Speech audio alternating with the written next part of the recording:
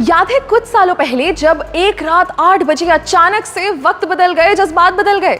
कितने टाइम तक हमें एटीएम के बाहर लंबी लंबी कतारों में खड़ा होना पड़ा, नोट्स बदलने के लिए बैंक्स के चक्कर लगाने पड़े क्योंकि 500 और 1000 के नोट्स बंद हो गए थे। अब उस समय की परेशानी को आप और मैं बहुत अच्छे से जानते हैं और जाहिर है कि तब से हम हर तरीका आजमाते हैं कि उस सिचुएशन में वापस ना जाना पड़े। मगर अगर उस समय हम ब्लॉकचेन टेक्नोलॉजी यूज कर रहे होते तो शायद उतना नुकसान नहीं सहना पड़ता। नमस्कार, स्वागत है आपका जी के डिजिटल शो पर। मैं हूं पलक यादव और आज हम बात करेंगे क्रिप्टो करेंसी के एक बहुत अहम पहलू पर जिसका नाम है ब्लॉकचेन। अब क्रिप्टो तो हम समझ गए, मगर ये सवाल आपके मन में जरूर आया होगा कि आखिर जितनी भी क्रिप्टो से होने वाली ट्रांजैक्शंस हैं उनका रिकॉर्ड कैसे रखा जाता है या उन्हें सिक्योर कैसे किया जाता है, या जो हमने क्रिप्टो के डिसेंट्रलाइज्ड होने की पिछले वीडियो में बात की थी, आखिर वो कैसे पॉसिबल है। इस सब का एक ही जवाब है ब्लॉकचेन। ब्लॉकचेन एक बड़ा सा बटा हुआ डेटाबेस है जो हजारों लाखों कंप्यूटर्स पे शेयर्ड होता है और ये सारे कंप्यूटर्स आपस में कनेक्टेड होते हैं। आसान भाषा में कहें तो जैसे एक दुकानदार अपने पास एक रजिस्टर बना के रखता है ना कि कितना राशन आया, कितना बिका, ठीक वैसे ही ब्लॉकचेन एक डिजिटल रजिस्टर की तरह होता है। अब वैसे तो ब्लॉकचेन का कई सेक्टर्स में इस्तेमाल हो सकता है, मगर ये हाल ही में सबसे ज्यादा पॉपुलर हुआ क्रिप्टो करेंसी से होने वाली ट्रांजैक्शंस के लिए। वैसे तो ब्लॉकचेन एक एक्सपेरिमेंट के तौर पर 1991 में आया था, मगर इसका इस्तेमाल शुरू हुआ 2009 में जब बिटकॉइन आया। जी हाँ, कुछ सुना सुना लगा। सातोशी नाकामोटो ने जब 2009 में बिटकॉइन शुरू किया, तब ही बिटकॉइन के आसपास उन्होंने ब्लॉकचेन का कॉन्सेप्ट यूज किया। चलिए इसको जरा ऐसे समझते हैं। फर्ज कीजिए आपने बिटकॉइन से कुछ खरीदा या बिटकॉइन खरीदा, तो ये जो ट्रांजैक्शन हुई, ये इंफॉर्मेशन एक ब्लॉक के फॉर्म में बन के सेव हो गई। फिर आपने उस बिटकॉइन को बेचा तो फिर से एक ब्लॉक बन गया।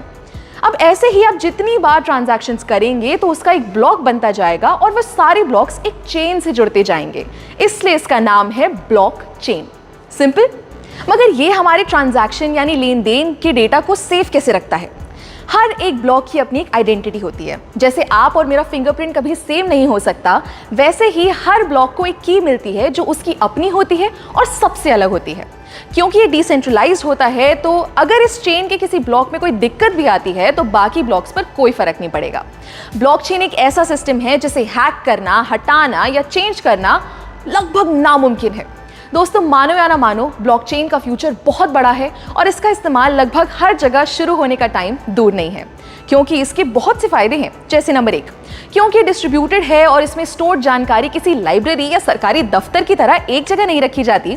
इसको संभालने या मेंटेन करने के लिए किसी मिडिल मैन की जरूरत नहीं है। दूसरा, ब्लॉकचेन एकदम ट्रांसपेरेंट है, यानी आप और मैं कभी भी इसको एक्सेस कर सकते हैं और अपनी ट्रांजैक्शंस पर नजर रख सकते हैं, जिससे फ्रॉड के चांसेस बहुत कम हो जाते हैं। तीसरा, ब्लॉकचेन पर हर इंफॉर्मेशन को बहुत आसानी से ट्रेस किया जा सकता है, यानी पुरानी से पुरानी ट्रांजैक्शन को भी हम देख सकते हैं।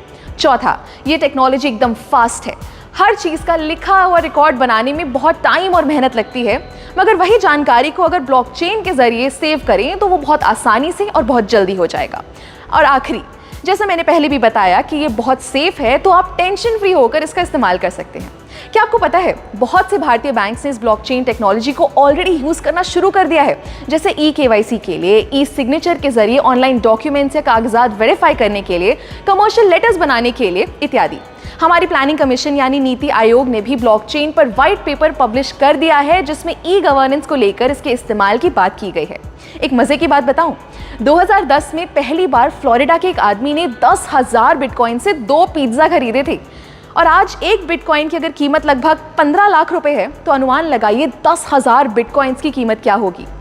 ऐसे ही आपको क्रिप्टो की दुनिया की मजेदार बातें बताते रहेंगे, सो स्टे ट्यून्ड और देखते रहिए जी डिजिटल।